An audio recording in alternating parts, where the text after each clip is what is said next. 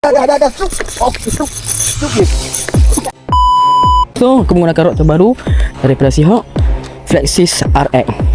So, ni rod UL 26LB. Dia ada dua spek, 26LB dengan 410LB. Dia ada dua jenis, spinning dan BC. Kedua-duanya sama sahaja, ada dua spek sahaja. Bismillahirrahmanirrahim. Hari ni kita try targetkan susu. First drop of the day.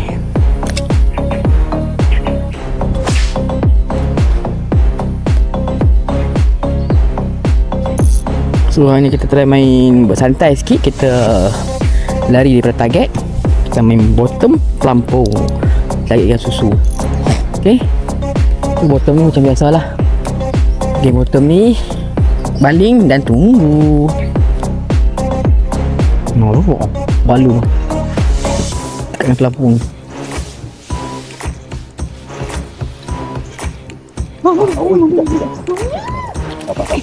Dia buat lari dah. Dah. Stupid. Okey, ketatkan sikit. Sekejap, tali kau halus. Okey dah. Kalau dia patah balik tu kau kena laju lawan dia.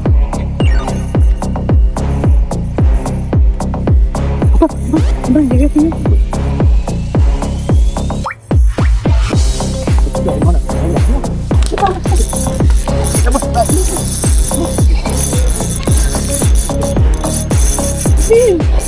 Dah tahu lah, main lah.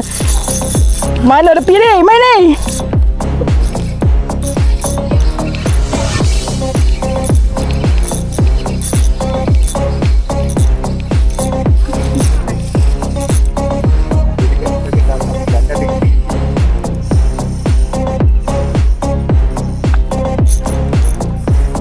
Baik dah besar dengan mobil.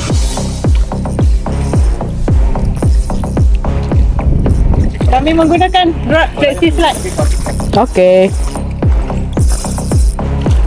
Saya menggunakan 40LB, mobil menggunakan 26LB guys. Gas susu, Flexis Slide RX 26LB.